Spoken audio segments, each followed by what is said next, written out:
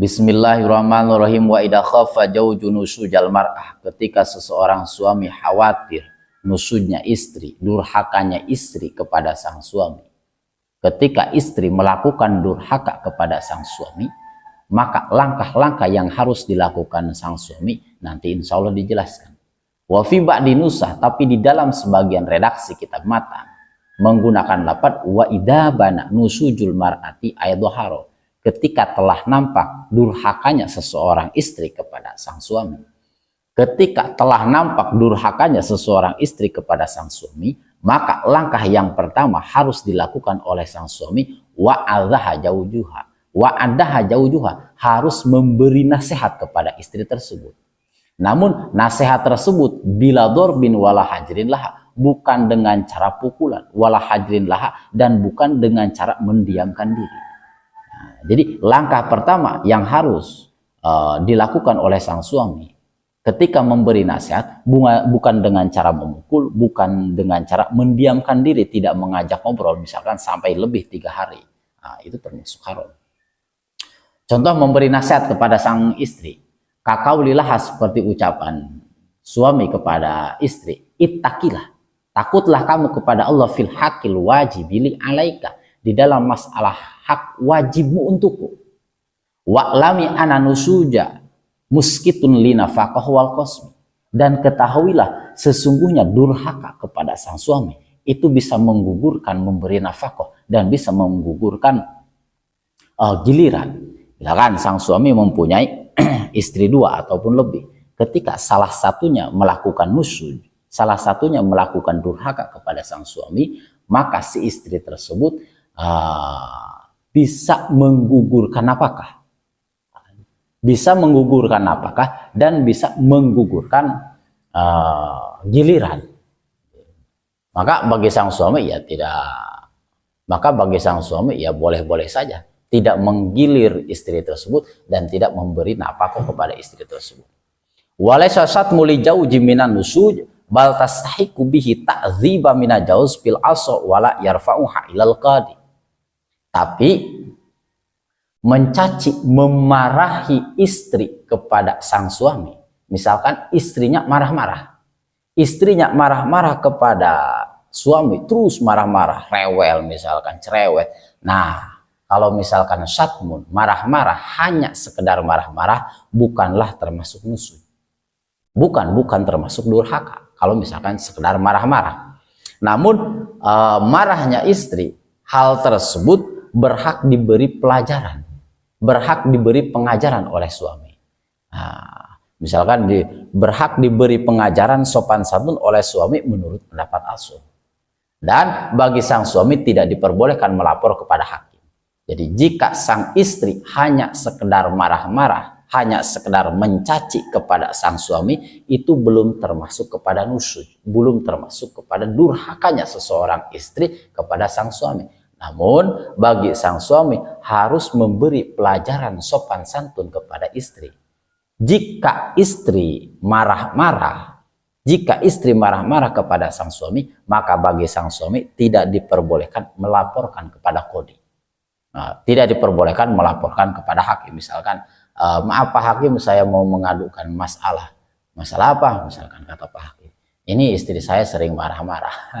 Jadi kalau misalkan cuma hanya sekedar marah-marah, itu bukan termasuk nusud. Namun bagi sang suami harus memberikan pelajaran sopan santun. Dan perkara tersebut tidak diperbolehkan dilaporkan kepada qadhi, tidak diperbolehkan dilaporkan kepada hakim. Memang jarang. Misalkan dalam satu rumah tangga tidak ada cekcok, memang jarang. Ya mungkin saja ada, tapi memang jarang. Pain abad ba'dal wa'di ila nusuja hajaroha fi madaji'iha wa huwa firasuha fala yudaji'uha fihi. Jika setelah dinasehati ia tetap melakukan durhaka, misalkan sang istri sudah diberi nasihat tapi tetap melakukan durhaka, maka sang suami mendiamkannya di dalam tidurnya. Maksudnya bagi sang suami diperbolehkan tidak menemani di atas ranjang, sehingga ia tidak menemaninya di tempat tidur. Ketika istri sudah dinasehati tapi tetap melakukan durhaka kepada sang suami, maka bagi sang suami berhak meninggalkan amparan, berhak tidak menemani tidurnya, cuman sekedar berhak. Wahajronuha bil kalam haramun fima zada ala salasati ayam. Tapi mendiamkan istri, tidak mengajak ngobrol istri lebih dari 3 hari 3 malam, faharamun fima zada ala salasati ayam, maka perkara tersebut haram. Jadi kalau misalkan memberi pelajaran, memberi nasihat kepada istri, tapi dengan tidak mengajak ngobrol sama sekali, tidak ngomong sama sekali selama 3 hari 3 malam, maka perkara tersebut haram. Tetap bagi sang suami ya harus ngajak ngobrol, harus ngajak ngomong. Jangan sampai mendiamkan istri sampai 3 hari 3 malam. Tapi kalau misalkan istrinya nusud, istrinya durhaka kepada sang suami, maka bagi sang suami berhak tidak menemani tempat tidurnya. Tapi tidak diperbolehkan sampai tidak ngajak ngomong. Misalkan. Wa qala fi rawduh anahu fil hajri bi ghairi urlin syar'iyyin wa ila fala tuhramu ziyadatu ala salasati ayam. Namun Imam Nahrawi berkata di dalam kitab Rawduh, sesungguhnya hukum haram tersebut adalah di dalam permasalahan tidak menyapa tanpa ada udzur syar'i. Tapi kalau misalkan ada udzur syar'i, maka hukum tersebut tidak haram.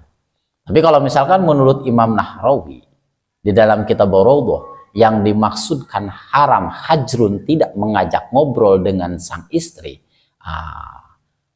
jika tidak ada udzur, memang tidak ada udzur sama sekali, tidak ada udzur sama sekali, tidak ada udzur menurut syara. Tapi kalau misalkan ada udzur menurut syara, misalkan ada kepentingan di dalam masalah agama, mengurus agama, terus tidak sempat ngobrol dengan istri, ya tidak haram.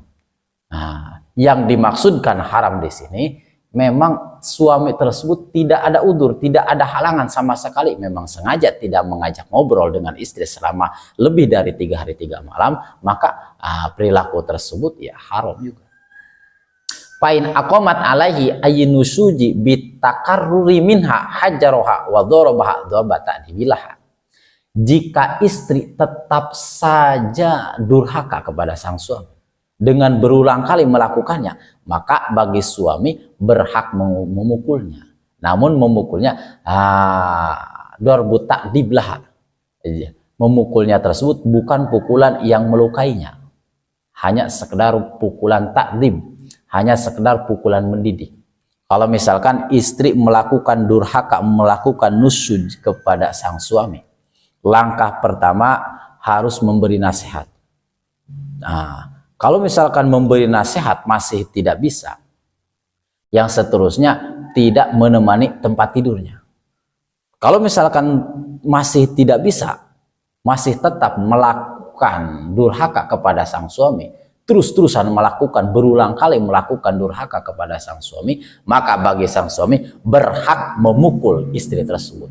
Namun memukul tersebut darbu ta'dib lah, memukul yang tidak sampai melukai. Di antaranya memukul yang harusnya itu dari bagian kaki. Jangan sampai memukul muka, jangan sampai memukul muka. Dan pukulan tersebut bukan pukulan yang dapat melukai istri, hanya sekedar pukulan mendidik, pukulan mendidik. Wa in afdha ila talifi wajabal gharm. Dan jika pukulan sang suami tersebut bisa melukai istri, atau misalkan pukulan sang suami tersebut bisa menyebabkan kematian, maka bagi sang suami wajib untuk mengganti rugi. Misalkan sang suami memukul wajah istri sampai misalkan wajah istri tersebut rusak, maka bagi sang istri boleh melaporkan suami tersebut. Dan suami tersebut wajib untuk mengganti rugi. Atau misalkan sang suami mukul istri, namun istri tersebut sampai meninggal, maka bagi sang suami wajib kisos. Maka bagi sang suami wajib mengganti rugi atas perilakunya tadi. Wayas kutu binusuj kosmuha wa nafaqatuha. dikarenakan nusud, dikarenakan durhakanya seseorang istri kepada sang suami, maka bagi sang suami gugur nafkahnya, gugur gilirannya. Kalau misalkan istri nusud, istri durhaka, maka bagi sang suami gugur memberi nafkah, dan memberi giliran. Di sini hanya sekedar gugur, tapi kalau misalkan si suami tetap memberikan nafkah, tetap memberikan giliran, ya tidak apa-apa. Di sini mah cuma sekedar gugur. Boleh-boleh saja bagi sang suami ketika istrinya nusud, maka bagi sang suami boleh tidak memberikan nafkah. Tapi kalau misalkan memberikan nafkah, ya boleh-boleh saja. Cuman sekedar di sini hukum gugur, hukum sekedar gugur. Faslun fi ahkamil khul'i wallahu a'lam bishawab.